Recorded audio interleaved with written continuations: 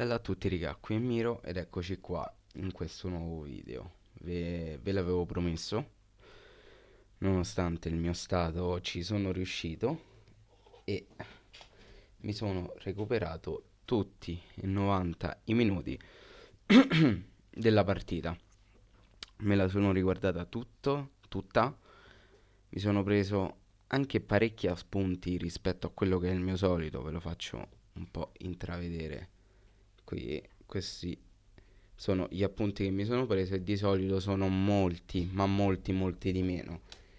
Quindi ho cercato di guardarla, anzi più che altro col fatto che non era in diretta, sono riuscito a guardarla magari con un occhio più analitico rispetto al semplice occhio del tifoso.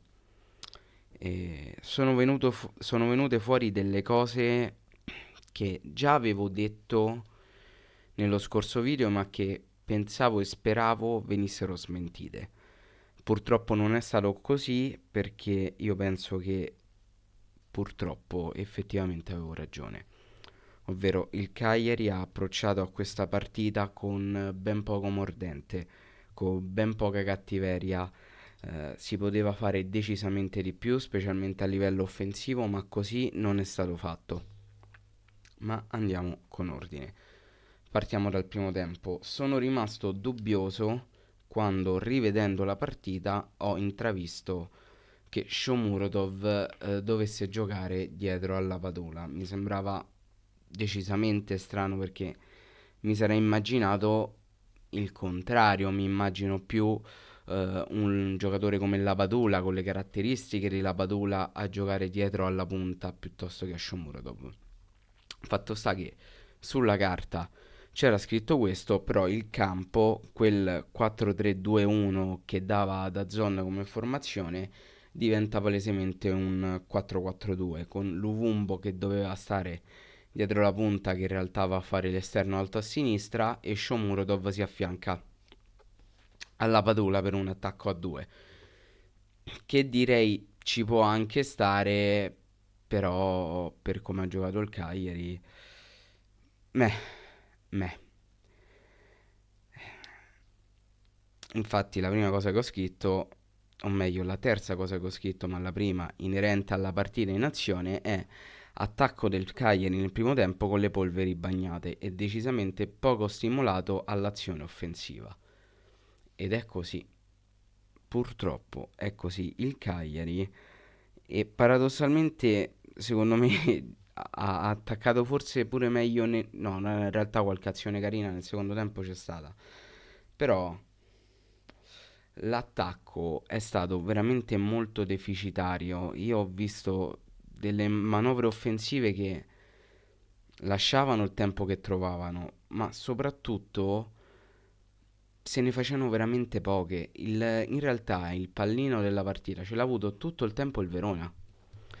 E secondo la mia umilissima opinione, gli abbiamo fregato 2 punti al Verona. O meglio, è un pareggio che non ci meritavamo nella maniera più totale. Perché il Verona non ha dominato la partita, ma sicuramente noi non l'abbiamo giocata come potevamo. Perché se l'avessimo giocata come potevamo, quella partita poteva finire in pareggio o potevamo addirittura vincerla. Ma per come abbiamo giocato quella partita, l'unica squadra che doveva uscire vittoriosa era il Verona. Proprio sportivamente parlando. Poi così non è successo e io sono contento, però è normale, cioè non abbiamo praticamente quasi mai attaccato in porta. E tra l'altro ho fatto, ho scritto dopo, lo ritroverò sicuramente, un commento. Eccolo qua. È imbarazzante vedere come non riescono a fare 3 passaggi di fila messi insieme. Io ho visto degli errori nei passaggi che hanno del clamoroso, ma cose veramente da scuola calcio. Errori gravissimi. In una partita importante come questa io non voglio vedere questi errori. Non voglio vedere 11 giocatori mosci in campo. Non voglio vedere una gara fatta senza carattere, senza un minimo di grinta. Io non volevo vedere nulla di tutto questo e di questa partita L'unica cosa che salvo è il risultato, perché tutto il resto fa schifo. Fa veramente schifo e nemmeno posso dire se e se cos'ha, perché il Verona ha meritato, punto. Forse, forse, se avessimo deciso di giocare questa partita, il risultato poteva cambiare. Forse, forse, perché la palla è tonda e può succedere qualsiasi cosa. Però visto che abbiamo deciso di non giocarla e quel poco che abbiamo fatto lo abbiamo fatto male e a culo ci ha detto che abbiamo fatto gol, dobbiamo stare zitti, prenderci questo punto e pensare all'Atalanta, che è leggermente più tosta, ma proprio leggermente.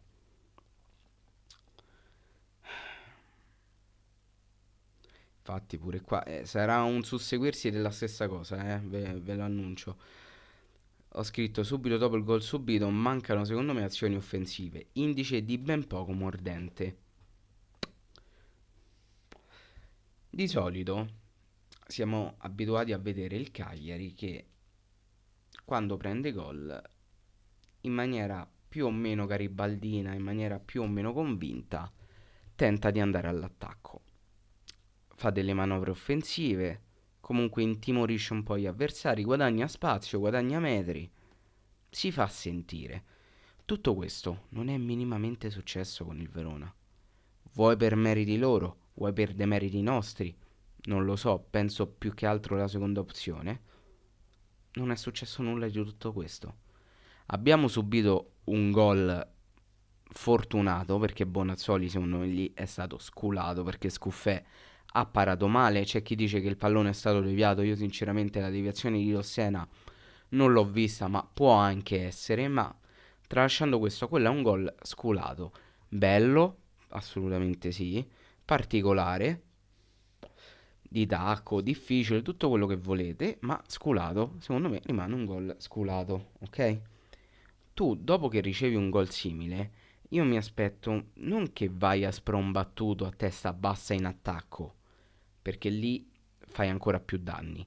Però mi aspetto che comunque incominci a capire che stai sotto nel punteggio ed è ora che ti dai una svegliata, incominci ad andare in avanti, perché se giochi sempre il pallone indietro, tu difficilmente poi vai avanti. Così non è stato. Così non è stato. Però devo fare un plauso, che poi nemmeno è un plauso, devo fare i complimenti, elogiare Nandez, perché è stato l'unico che con risultati scarsi e a volte sbagliando, ma è stato l'unico che effettivamente ha provato a far partire più azioni in contropiede, ha provato di più a dribblare l'avversario. È stato l'unico che ho visto tangibilmente e concretamente fare un qualcosa che potesse portare il Cagliari all'attacco. Da tutto il resto della squadra io sinceramente non ho visto nulla di tutto questo. Assolutamente nulla, lo zero assoluto. Poi, piccola correzione a quello che ho detto nello scorso video, non era Lazovic il giocatore in fuorigioco, era Foloruscio.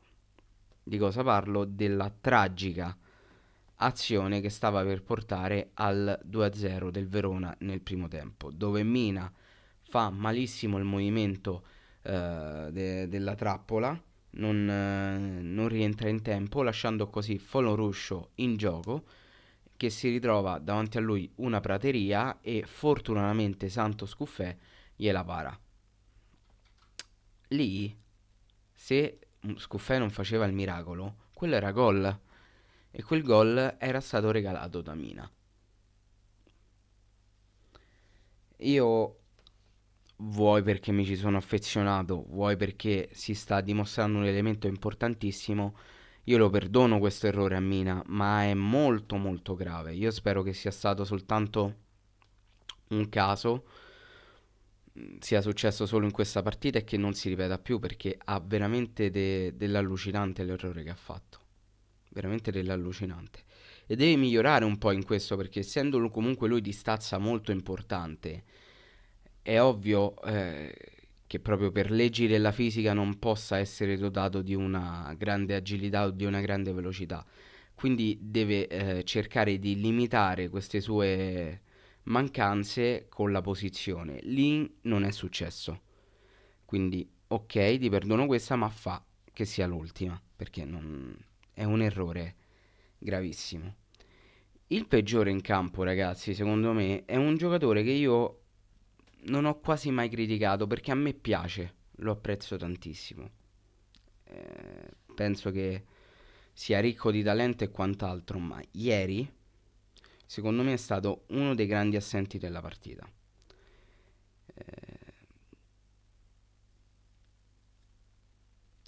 Cioè, per dirvi, io ho scritto, vabbè, ve lo dico senza creare pathos, ok? Makumbu è uno dei grandi assenti della partita. È in campo e difficilmente si vede. Quando si vede per quei frangenti di secondo, sicuramente non incanta e non incide. Io non mi aspettavo che Makumbu potesse incidere veramente così poco in questa partita.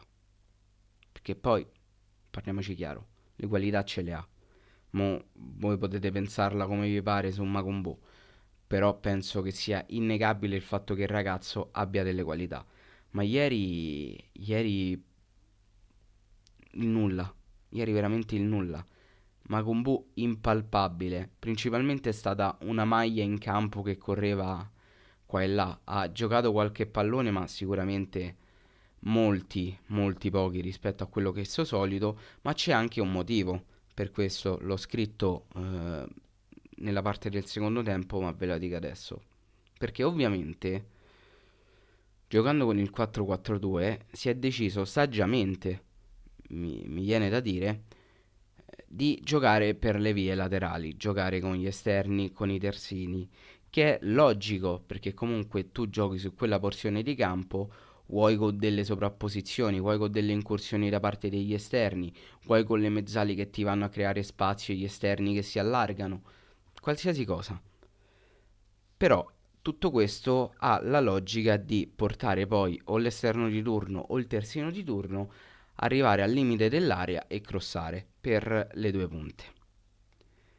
A parte che quelle volte che è successo dei cross uno più brutto dell'altro. Però questo ha portato alla limitazione e mi viene da dire anche alla castrazione, ovviamente si parla di gioco, degli elementi centrali. Quindi De Iola paradossalmente ha fatto meglio di Makumbu in questa partita. Perché almeno De Iola ha fatto molta più interdizione rispetto ad Antoine. È stato molto più palpabile, molto più tangibile in campo rispetto a Makumbu. Makumbu veramente un fantasma. Peccato. Peccato perché poteva essere un'arma in più se sfruttata a dovere. Con la concezione di dover giocare con il 4-4-2, io sinceramente non so se l'avrei fatto giocare a Makumbu. Devo essere sincero. Avrei puntato su un altro nome magari. Ehm, Piccolo appunto su una cosa che a me irrita tantissimo. Ok? Io capisco che in campo si ragioni con un'altra testa, si viva la partita in un determinato modo e qualsiasi altra cosa. Però c'è una cosa che non tollero più di tanto. O meglio, la tollero se tu la fai con furbizia e con saggezza. Se incomincia a diventare un abuso di questo mezzo, mi dà veramente urto. E sono i rigori. E sto parlando di Luvumbo. Io ho visto due volte Luvumbo in area buttarsi al minimo contatto e pretendere il rigore. Io a Zito gli voglio un bene dell'anima, ma così non si fa. Così non si può andare avanti perché tu così poi perdi credibilità banalmente. Vai a perdere credibilità. Perché se prima ti potevano dare un rigore, sapendo che comunque tu al minimo contatto tendi a buttarti, tendi a fare la scena e tutto quanto, rischi che poi quando effettivamente te lo devono dare, non te lo danno. Con tutto che c'è il VAR. Sta atteggiamento da parte di Lumbo non mi piace per niente. Poi per carità è giovane, deve comunque ancora maturare, tutto quello che volete, ma è un atteggiamento che potrebbe essere Umbo, come potrebbe essere la Padula, come Shomurodov, Petagna, Viola, Zappa, qualsiasi giocatore. È un atteggiamento che a me non piace, a me dà fastidio. Io capisco la volontà di cercare un rigore che potrebbe essere casuale o rubare un rigore, ci sta, sono le regole del gioco, lo fai e lo ricevi. E ok, ma quando diventa una cosa insistente, che lo fai continuamente, diventa sbagliato. Diventa sbagliato e diventa controproducente. Perché poi, se non mi sbaglio, tutte e due le volte che l'Umba ha fatto questo, poi abbiamo peccato il contropiede. Così non va bene. Così non va decisamente bene. Poi sul secondo tempo, i primi minuti sono la fotocopia del primo. Un Cagliari lento, compassato e cosa che in realtà verrà smentita dopo perché io ve l'avevo detto che il gol non l'avevo visto, ho scritto così come nel primo tempo siamo lenti e assenti sulle seconde palle. Poi, e vi cito testualmente quello che c'è scritto dopo, Sulemana, sull'azione del gol, dà una lezione di calcio a tutta la rosa del Cagliari. Interdizione, ottimo movimento senza palla, finalizzazione. Semplicemente perfetto. Perché lui quel pallone se lo ruba, lo serve e lo riceve da una seconda palla. Sporca, brutta, un tiro che gli riuscirà una volta in 100 anni. Lui riesce ad insaccarla. Suleiman ha incarnato tutto quello che il Cagliari dovrebbe fare e non ha fatto. E tutto quello che il Cagliari dovrebbe fare e non ha fatto, a cosa ha portato? Al gol. Banalmente. E mi ricollego a un altro punto che ho scritto, il quantitativo di calci piazzati sprecati è imbarazzante. Tutti i calci d'angolo sono andati sprecati, tutti i calci di punizione inutili, proprio se non ce li davano era meglio. Sfruttiamoli, facciamoci furbi, sfruttiamoli, ma sfruttiamoli con intelligenza. Magari siamo in una situazione di partita in cui in attacco non abbiamo saltatori o giocatori comunque con una prestanza fisica tale da poter andare a colpire la palla di testa? Ottimo. O la serviamo rasoterra o facciamo in modo di schierare un buon numero di uomini al limite dell'area per sfruttare appieno le seconde palle. È molto semplice. Sui calci d'angolo è possibile che tre quarti delle volte Viola chiama lo schema e ci fosse stata una, e dico una cazzo di volta, che un nostro giocatore andasse a colpire la palla di testa nonostante lo schema chiamato? C'è una cosa che secondo me è imbarazzante, ma veramente imbarazzante. Con tutto che tu chiami lo schema, i tuoi giocatori non riescono ad andare a prendere uno, che sia uno, pallone di testa. Imbarazzante. Poi sul quantitativo di cross sbagliati stendo un velo pietoso, tranquillamente. Poi ovviamente l'ho scritto da notare come il gol arrivi da una seconda palla, manca a farlo apposta. Poi questo l'ho detto prima, è il Cagliari che si ostina a giocare sulle fasce lasciando allo sbaraglio i giocatori centrali, vedi Macumbu. E poi l'ultimo commento su Montipò che fa una parata eccezionale su Lumbo, un tiro di punta molto stile calcio a 5 che impedisce al Cagliari di passare in vantaggio e di compiere un vero e proprio furto, perché già un furto così, quello è proprio rapina con scasso, una cosa esagerata. Per il resto, a parte Nandez, giusto Scuffè si merita la sufficienza, ovviamente sulle mani si prende un 7, perché effettivamente secondo me ha dato una lezione di calcio a tutto il Cagliari. Ma il resto, secondo me, naviga tutti al di sotto della sufficienza. Massimo 5 e mezzo. Non c'è stato. Forse un altro che ci ha provato un po' di più, ma mi è sembrata più una cosa di provarci tanto per piuttosto che facendo delle cose ragionate è stato Augello, che anche lui alcune volte ha tentato il tiro da fuori, ha tentato dei cross. Forse è mancato un po' in fase difensiva, Eh, Però se tra il cambio a Ugello Azzi tu non percepisci più di tanto differenza, e quello è quello che ho percepito io, un problema di fondo c'è. Ecco. E niente ragazzi, questa è la mia analisi della partita, nonostante non sembri, ma vi giuro, ho l'influenza, sto veramente a pezzi, mi sentivo in dovere di recuperare tutta la partita. E fatemi sapere voi qua sotto nei commenti cosa ne pensate, e detto questo noi ci becchiamo in un prossimo video. Bella.